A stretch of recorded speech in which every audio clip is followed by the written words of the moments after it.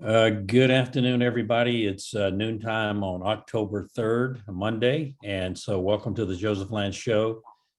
We have all been through Hurricane Ian, I guess, and we've been talking a little bit about that. But I want to really focus on a story from last week's call that my friend David Obermeyer in Georgia sent me an email afterwards.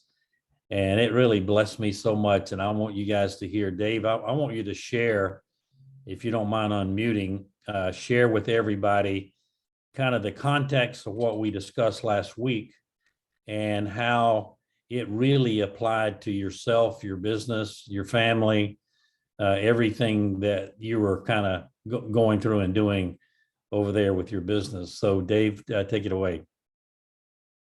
All right, thank you. Yeah, me and my son have a hardscapes landscape business that kind of caters to the higher end scale. And we've been, since I moved to Lake Lanier, for those of you who know what Lake Lanier is, we've been looking at starting a supply yard. A supply yard is the mulch, stone, blocks, all that stuff that cater to the industry we're in. So ever since I moved there, I've been watching this property, drive by it all the time. It looks like it's abandoned, not maintained, this and that. So I reached out in the old way to snail mail I found out who the owner was on the tax records and letter in the mail saying, hey, listen, I'm interested in your property, or part of your property. Nothing happened. All of a sudden he responded back and we end up signing a lease for like 2.2 acres of his yard, which catered to us, didn't have a building or anything like that on it. And he still retains that. He basically is a retired mechanical or electrical contractor, and he retired, so he doesn't need it anymore. And then we also we have a 5-year lease. We were discussing, we see ourselves taking over this whole property if that's something that will work with you. And he said, no, I'm going to lease it to an electrical contractor like myself. We said, oh, okay, well, that works for us, I guess. A year later, we started seeing that we really have a need for the building, because we have people that want us to become local distributors of various products, which would include a warehouse and office and all that. So we re-engaged them and said, can we at a minimum, lease your shop space just to get us power and facilities and stuff like that? And he turned around and said, you know what? I just want to sell the whole thing. Kind of coming back to what we originally had planned, a little bit quicker than we planned, but the whole thing on timing and it's on God's plan, not ours, was so absolutely my story last week. And I shared that with Joe, and a huge turning point for mine and my son's business. So definitely that's a great story. And we're just trying to come up with a way to come up with the down payment. Absolutely. So blessed. So Dave, you were so the lesson from last week was what? That's where we're at. I didn't want to get too long-winded on the story, but yeah. Can you hear me? It had to do with timing and not necessarily yes, I can hear you. Yeah. So some of you guys, Dave got a bad connection, but some of you guys, you remember last week we talked about timing, God's timing. And sometimes when you're in the middle of a deal, especially a business deal, you're trying to make a transaction. What I've learned is, if I run into a roadblock and I still feel like I'm being led that way, I just wait. I just wait for it to clear out. And that's exactly what you did with that property. You made your offer. The guy said no, he was looking for an electrical contractor. And you persevered. You said, well, look, we're growing our business. We'd love to have this. And lo and behold, now you have the whole thing, potentially. Yes. He didn't even want to rent it to you. So that's what I mean. When you have that gut feeling and you're being led that way, patience will serve you well. And I've had that happen to me 100 times plus in business transactions where I'm waiting and waiting and waiting, and I know I'm on the right path, but I'm waiting for the roadblock to clear. I'm waiting for something to get out of the way. See, sometimes things are happening in the supernatural, and we're seeing things in the natural, and so we need to trust the process. If we've done our diligence, we need to trust the process and know that what we're doing, we're on the right path. And usually things clear out of the way and the deal comes to you. And so I wanted you guys to hear that from David because it was so profound that immediately after our call last week, after our show, he came on with an email to me and said, that's exactly what just happened to me and my family, my son and I. So Dave, that was powerful. I really appreciate you sharing that with us. Anybody else have any good reports today? Dawn, how about you? Hi, same old with my shoes. I'm starting to kind of revisit it because you had mentioned last week that you were going to ask me about it. So that got a little fire under me. And I found out of the, just to update you, I think you remember that there was a patent on something similar for a flip-flop with the same kind of adhesive kind of thing that I had come up with. And so I went to Facebook and I found out, the owner of the company of that. And I had messaged that company and I said, I have an idea. I would, who knows, maybe it can turn out to be something good. I understand that your patent runs out at the end of October. And, oh, okay, great. We'll be in touch, and never got back to me. So a couple of weeks went by. So I just re-messaged and they said, oh, that company, she sold that company. We're going to give you, the information of our ideas team. So I'm going to follow up on that. And, I don't really want to discuss anything over the phone or through a Zoom. I would like to go in person. Good. And I thought of the Joseph Land story that popped into my head of when you were really young and you went down to meet with that business owner and you waited there for hours. And I just saw myself maybe meeting up with them and maybe telling them my idea and maybe take it from there. It's just something that I'm marinating on. Again, it's about timing. Yeah.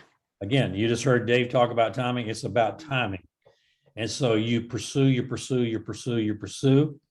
and you stay devoted to that direction, and boom, it happens. So I'll be interested to hear how that goes. Yeah. I want to shift to my friend David Bass. See, there's so much happening in the business world. I might shift today and talk. Does anybody have any concerns about inflation? Anybody have any concerns about the economy, anything like that? Let me talk to you guys a little bit about that today. But first, I want to go to my friend David Bass in Alabama. David has a really wonderful program going on now with employee retention credits. And I want David to explain this to you because if you know companies who have 5 or more W-2 employees, David can really help them get some money that's available from the U.S. government. So, David, I'd like for you to say a few words. I don't know a lot about it. I mean, I have clients that have done this, but I want you, because you're kind of an expert in the field, to talk to everyone today about what you're doing to help entrepreneurs get money for their companies. All right. Well, thank you so much, Joe, for having me on here. And again, the CARES Act in March of 2020 recognized that that businesses were being affected by the pandemic or COVID or whatever, right? many businesses, millions of them. And so they made an offer for business owners or if you will, employers that have 5 or more full-time employees to get PPP, and that's a payroll protection plan. That option was easy. Banks were pushing to do it. Banks even got bonuses to make a loan to businesses, knowing it was going to be paid back if the money was used properly. But they were not allowed to get ERCs, and that's employee retention credits. And it was very complicated, very hard to do. It's just, oh, we couldn't do it. But in December of 2020, legislation was passed saying, even if you got the PPP loan in 2020, or if you didn't either way, you had 5 or more full-time employees, you could apply. And what it does is it says employee retention credits, but actually is $1 trillion sitting in the U.S. Treasury that actually is money that the employers paid in themselves. It's their money sitting there, right? And they and their accountant's going to tell them, I don't think you qualify. Your business wasn't affected that much. We're not dealing with that. CPAs is have to read 2,800 pages. It's very detailed and very tough. So a business person, his best friend since elementary school, his CPA says, Tony, you're getting a lot of money back from the Treasury. What? ERCs, I didn't think I qualify. My business exploded. So after that, they started an agency, and they've, in the last year, they've now grown to over 30 full-time CPAs, 200 to 300 accountants and former IRS agents. And they've processed over 7,000 businesses at the tune of over $4 billion have gone back into employers' accounts. And so this is we're a registered agent with a Jorns CPA firm out of Wichita, Kansas. And there's a few million businesses left out there. And we just have some phenomenal short videos that explains what it is, and people can become agents for free. Okay, no charge to be an agent, no cost to this. And it's just a matter of blessing. If you know any business that has preferably 7, 8, 10, 15, 20, 30, 40, 50, or 100, up to 500 full-time employees in 19, 20, and 21, and they retain a lot of their employees, sometimes at their expense, all right? And so there's chances. I mean, the average that the company's getting is 25, 27 employees, and they're getting $500,000 back. They're netting $400,000 in their bank accounts in 3.5 to 6 months. So it's a blessing. It's a blessing to that business. If you know any business owner, and we have videos for people to learn about it. They want to become free affiliates and be part of it. And it's growing at a pretty rapid pace. And the company, yes, go ahead. How can someone contact you? I want to put it in the chat. All right, you can put just my number, text first if you would, 321 321 400 400 4057. 4057. Just text David Bass, B-A-S-S, to learn more about it. Let me tell you how powerful this is. I have one of my clients that I got $280,000 for before I knew David was doing this, but his accountant told him he couldn't get the money. And so his CPA, longtime CPA, and then when he got the money, the accountant said, oh, wow. So anyway, not everybody knows about this. And as David said, this is money that businesses have paid in. And so it's available. But everybody here, I mean, Dave, you should contact, all you guys should contact Jerry, Tracy. This might be something, I don't know. Is this available in Canada? No. No, it's not in Canada. Okay. Can you repeat the number, please? 321 400 4057. David Bass. I just put it in the chat. And what I'll do, Joe, is just put no Jill and Anna, because I think I can remember all the names that's on the screen here, and I would recognize the name. And what I'll do is I'll send a 1-minute video. It's kind of an eye opener, and I'll send a brochure that really covers almost all the questions you as a business owner might have, or if you're a potential agent and you've got a friend that wants to be, it covers the questions. Then I'll send a 5.5-minute video that the employer would watch, and preferably with you watching it with them. They fill out a form and your job's done. I mean, employers fill out the form, your job's done. Now they do charge a $2,600 refundable deposit. Currently, Georgia is getting a 96% success rate for employers and businesses, but the 4% that are on the edge, maybe they had 5 full-time or 4 full-time, or they didn't quite qualify for some reason, they get their money back. And also when they get the money from the U.S. Treasury, they deduct the $2,600 from the amount they pay George as a contingency fee. So it's Well, a that's very, great. just very good plan, very straight up. And I've actually, and as you start maybe learning about it, you'll find there's dozens of companies attempting this. Accountants are attempting. We're getting 20 to 30 to 50%, and sometimes 100% more money than say a regular accountant would. Okay, back for the employers. They'll net more money. Good. Well, guys, if you know of someone or have someone or has a business with 5+ W-2 employees, that's an option to receive funding that's already sitting there that's they're willing to pay out. So, David, thank you for that. It's great to have you on the call. Thank you. Thank you. And God I bless was- you. And thank you for the nice scriptures I get. by Yeah, you text. bet. You bet. I was really impressed when you sent me that, what you were doing. And I thank you for being on the show today because these are the kind of things that open people's eyes. I stop short of saying, people are ignorant, but just people are just a lot of people who are supposed to be in the know are just not in the know about funding that the companies can receive. And goodness knows in this time, You could get people rid of your need kitchen garbage. funding. Push of a button. Hey, I'm Matt from Pila, and I want. Anyway, Tom, can you mute your line, please? Tom Chesser. Thank you. So thank you, David, for that. I really appreciate that. And it's great to have you on the show today. Okay, Tracy up in Canada. Tracy, you and I had a great call the other day. I want to tell you how impressed I am with you and what you guys are doing up there. You want to discuss a little bit about the business you and your husband have? What you guys do is fascinating.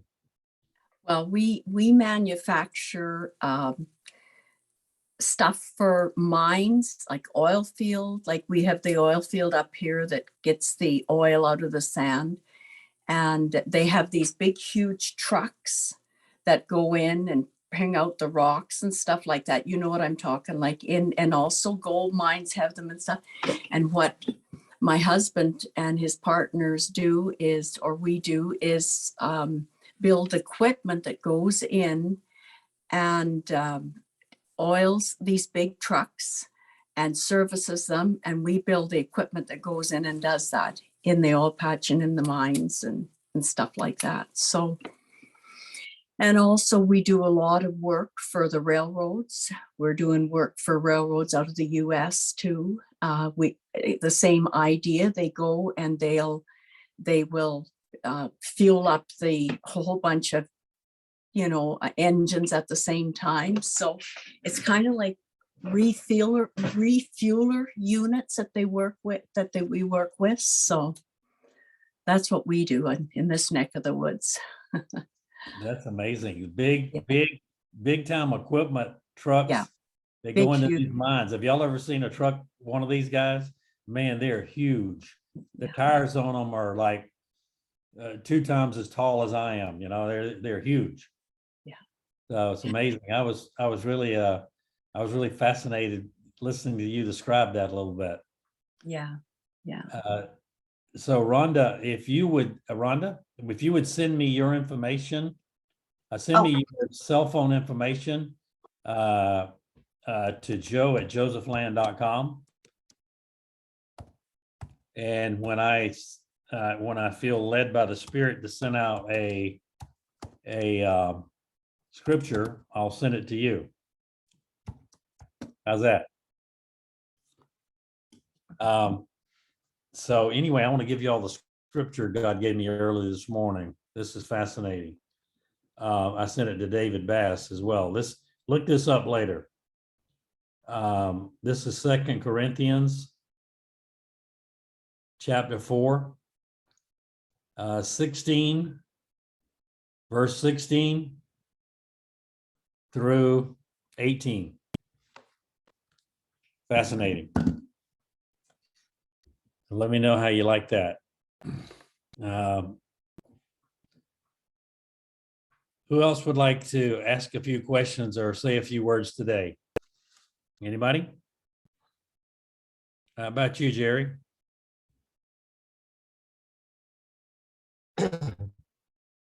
Well, thanks, Joseph. I'm just amazed at really how this little book, Jesus Calling, just over and over again keeps delivering these messages that are just like meant for me today. It's like I don't see how it does that day after day. But all I can say is that this idea of the supernatural versus the natural, taking a problem situation where your natural instinct is to say, oh my God, or some other version, and to begin to either worry or begin to doubt or to begin to fear or to begin to complain or criticize, instead to say, oh, thank you, this is an opportunity.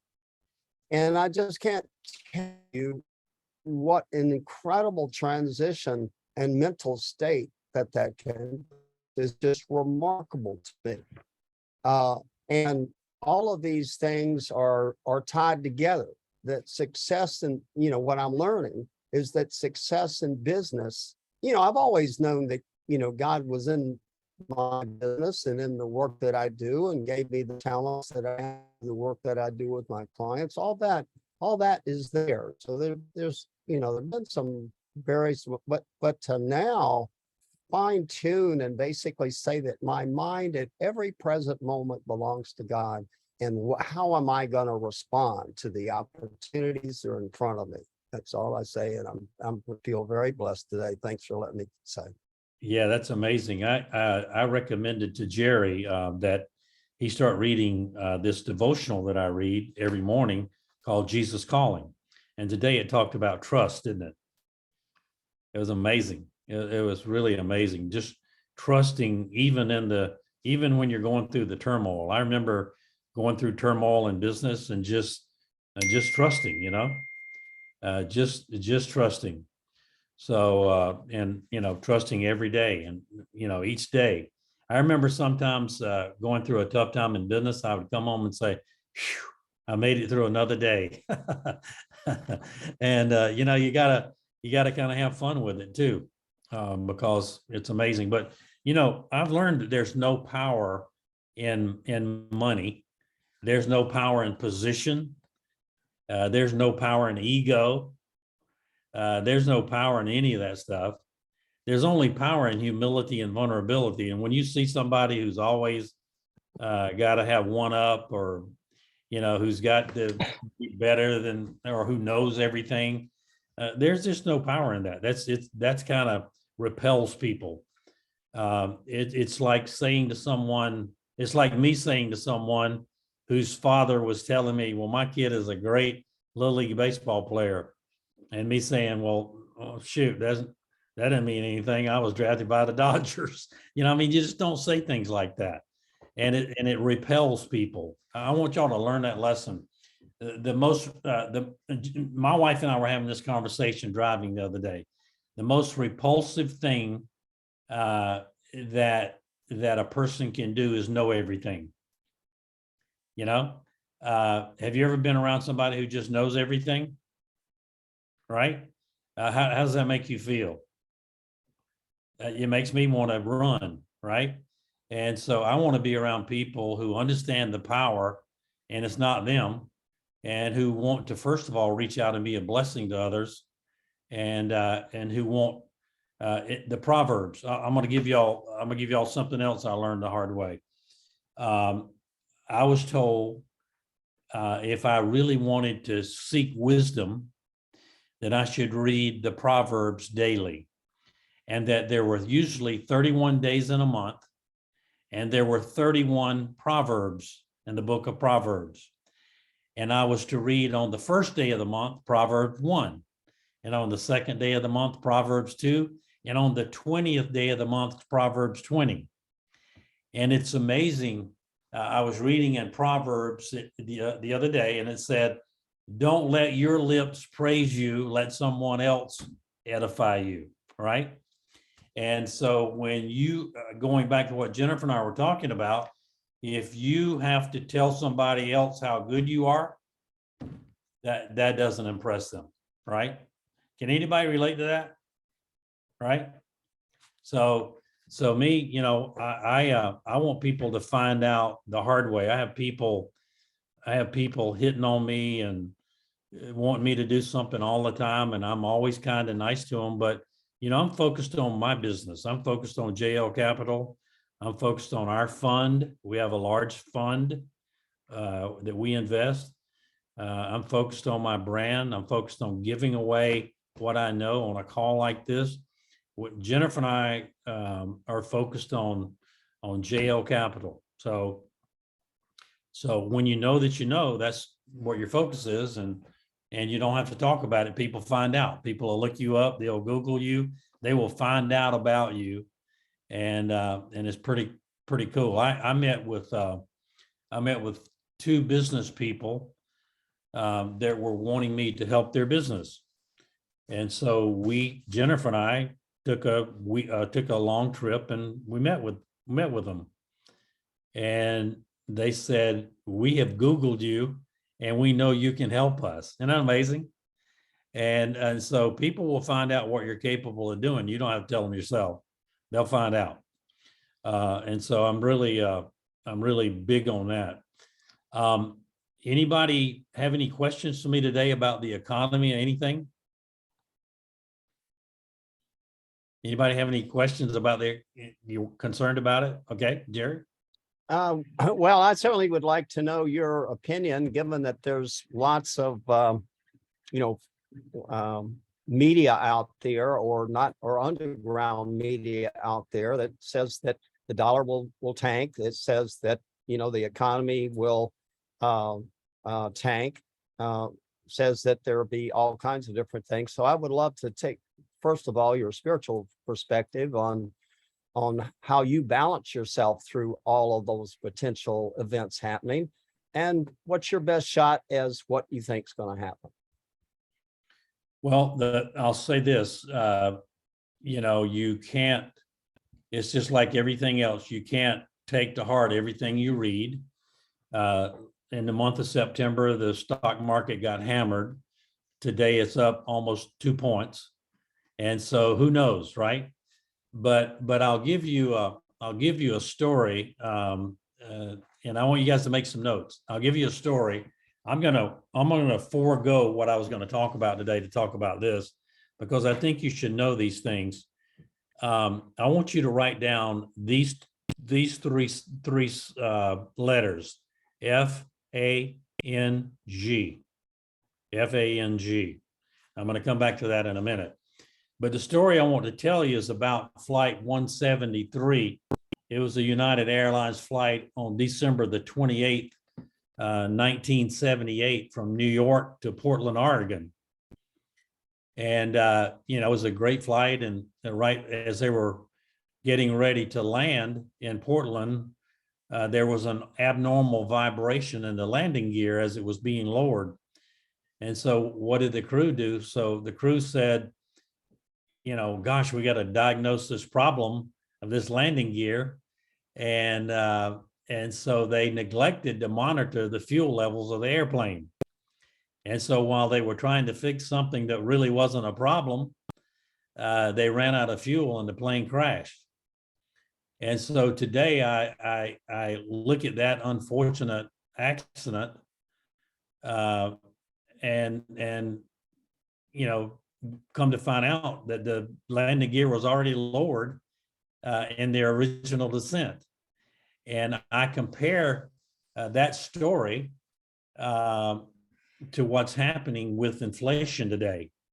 And I see the Federal Reserve as a flight crew, and I see the United Airlines flight as the economy. and I see the landing gear is in inflation. And see, if you study economics, the father of economics, I guess they call him Milton Friedman, he said, you know, inflation is caused by governments and the printing press. And that's exactly what's happened all across the world. And so when you think about this flight, you know, neither consumers or producers create inflation.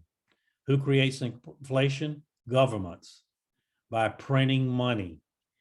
And if you ever want to study who owns the Federal Reserve, it's not the federal government.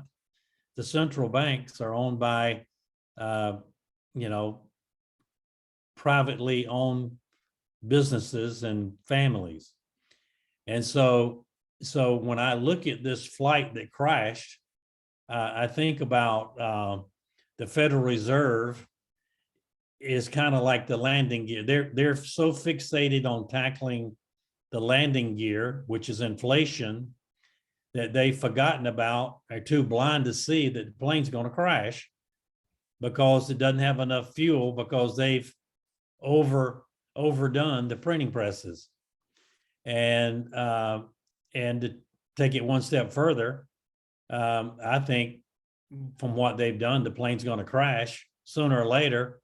And I don't think the chairman of the Federal Reserve Board can fly a plane, let alone land one, right? And so here's 5 things that the Federal Reserve said in 2021. And let's see when they said this. They said this in the last year. All right. They said rates will remain lower for longer.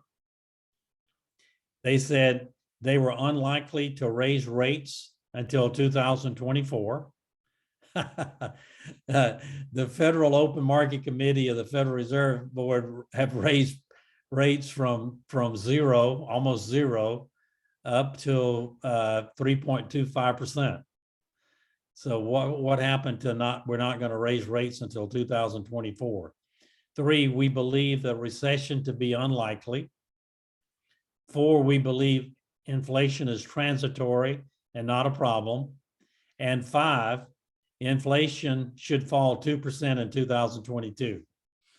All a bunch of bunk, right? And so who are you listening to?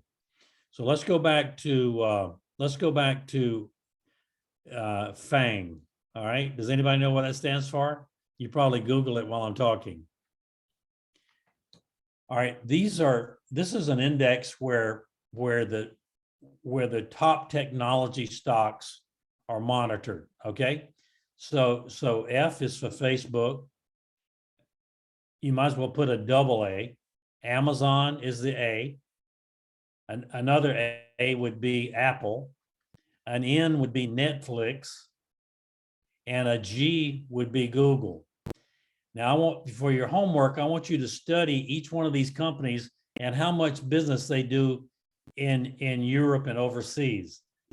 It will really shock you, because I believe what's happened with the Federal Reserve and treasuries is for the first time in a long time, we've seen that treasuries have been inverted, and the 2-year treasury and the 10-year treasury yield are much different than they've ever been.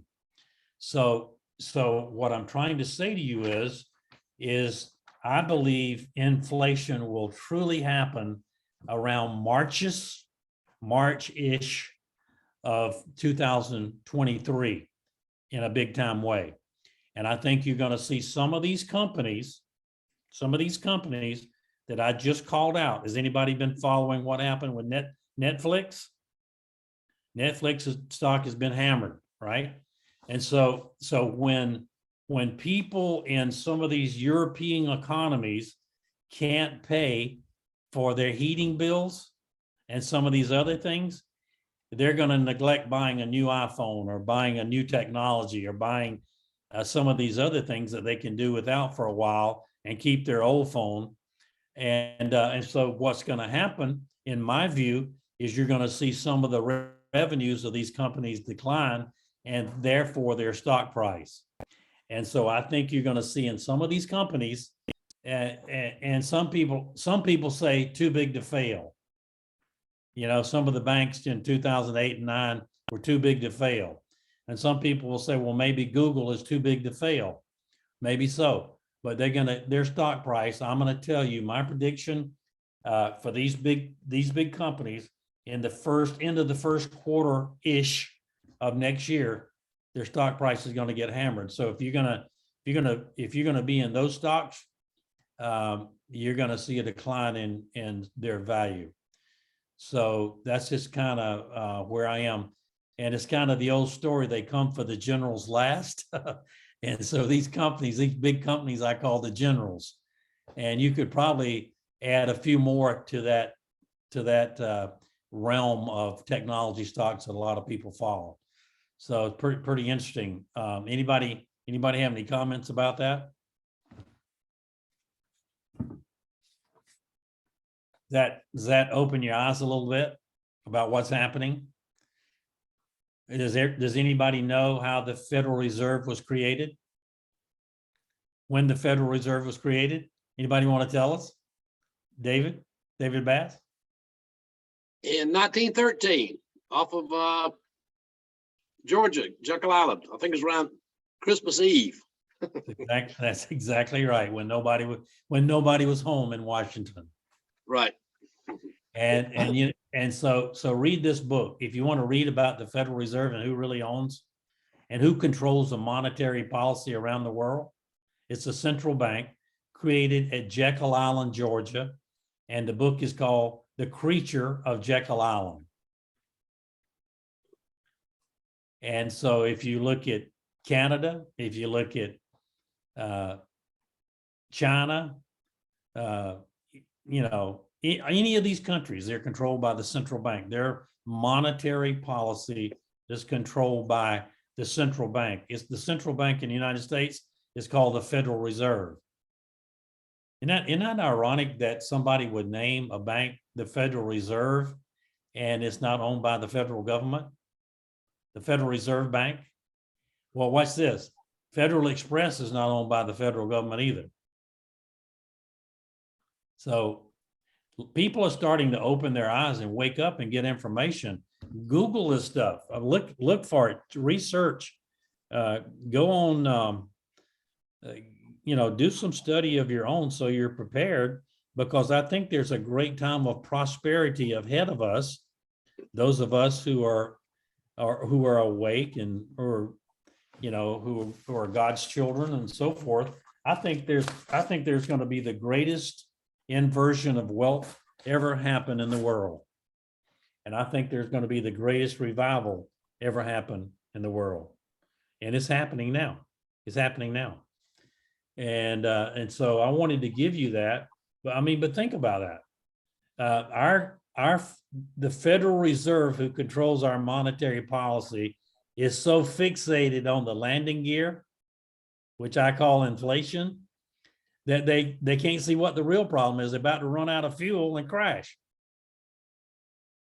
Does that make sense to you guys? Yeah, Joseph, I think your book, Lessons from a Dream Maker, Rich Dad, Poor Dad, and the Four Quadrants, and this getting together here, you have to create your own economy, and that's expanding here. Self-employment, relying on somebody else to create your income. And like you say, I think this is the best time for entrepreneurs ever. I think there's more opportunities out there today and just taking the reins than there's ever been. Yeah. Yes. And if you're going to do that, inflation is not going to bother us. Yes. We can create our own economy and stay above inflation. And I think we're at the perfect spot, perfect storm. We're at the right time, I think, with it. That's right. And just like with Dave, the property coming on board at the right time, it's all in God's hands. And I think we just need to grab it by the reins and run with it. It's nothing to fear. This is a time to, the 1% is going to rise to the top. The cream's going to show, the cream's going to rise. Yes, sir. Thank you, Tom. David Bass. David, you're a man of great integrity. I've known you for a long time.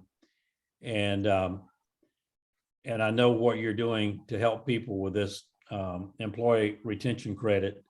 And I'm really excited about that for you and what your company's doing with that. And I know you had great success years ago with one of the guys that I looked up to, former coach, became a life insurance billionaire, and you were part of that team. You want to talk about that a little bit? Well, I've been blessed to be at the right place at the right time. Or thank God for it. And as far as my integrity, and just thank the Lord for it. And just thankful to be associated with someone like you. And I recognized years ago, I was looking for, as Tom was pointing out, we make our own destiny. We all make our own dreams. So I was looking, and I looked at the company called the Big A. Then I looked carefully at the A.O. Williams and got involved there. It was just leadership. I mean, everything rises and falls on leadership, and Art Williams was just a great leader. I mean, he was sometimes his words came across, but he was a believer, and he was just a strong guy of integrity, and developed a team and actually changed the financial industry in the 1980s and changed the way the financial companies work and made it better for people. And I mean, you look back and you see things like the insurance industries controlling large amounts of money, like the central banks, like you mentioned, and the banking systems. You see a little mobile home side of the road, and then it's a big bank building, right? Yep. So so we're on a crusade, still been on that same crusade to try to give back and help people, help families, help communities, and now potentially helping, like say I'm in my county. If I could help a few $1 million come back into this county, it may help the county out a little bit, Yes, absolutely. Absolutely. Good point. I want to give y'all an assignment. I want you to write this down. Now, the guy that David and I were talking about is a guy named Art Williams. Art Williams was a high school coach, and he was selling life insurance part-time. He created his own company and became a billionaire. David was one of the top executives of that company. I'm going to brag on David a little bit. Now let me tell you, Art Williams became a billionaire. There's a town in North Carolina, Highlands, North Carolina. He probably owns the whole town. It has a beautiful inn there called the Highlands Inn, second to nothing. But there's a speech he gave called "Just Do It." I want you to go on YouTube, Google Art Williams and the speech he made, "Just Do It." It'll get you so fired up about just making things happen and not making excuses. And it will change your life. Did everybody get that down? "Just Do It" by Art Williams. Go on YouTube and listen to that. And next week, I want to hear from you guys on who listened to it and what it meant to you. Because I'm telling you, I listen to it once a month. Once a month, without fail, I'm listening to it because it just gets me fired up. I have down days too. I have people attack me. I have down days too. And when I do, I just go to somebody like Art Williams, and he just tells me, "Just do it." It doesn't matter what they think. Just do it. Well, Art, so-and-so and so-and-so, well, just do it. Well, just do it. In other words, there are no excuses. Quit making excuses. Just do it. And when I was turned on to him, David, I'll tell you, man, I got fired up. That guy was special. What he still is. Oh yeah. Are you He ever really in touch was. are you ever in touch with him? Not now. Yeah. But was blessed to go on trips to Mexico and Boca Raton, and I wasn't in the top echelons, but I was thankful and grateful to be up there pretty good, Yes. Well, David, you're such a good guy, and I thank you for being on the program today and sharing with everybody. Does anybody else have anything they want to share today before We have a prayer and close this out. I put the link up in the comment chat there, the link to his video. Okay. Wonderful. In the chat? All right. Did you put it to everyone, Tom? Yeah, to everyone. Yeah, it just I've listened to his speech probably a dozen times over the years, and it's just phenomenal. All right. Phenomenal man. Okay. Well, that's awesome. Thank you for doing that. All right. Did everybody get that? Everybody got that? All right, good, good. Well, Art Williams and Just Do It is the name. So anybody else have any comments today before I close this out? Big Monday. Let's pray for all those people who were affected by the storm. You heard Tom Chester talking about he's doing some things with that, so that's great. So who would like to close us out today? I'm gonna stop the recording now. Thank you guys for joining us.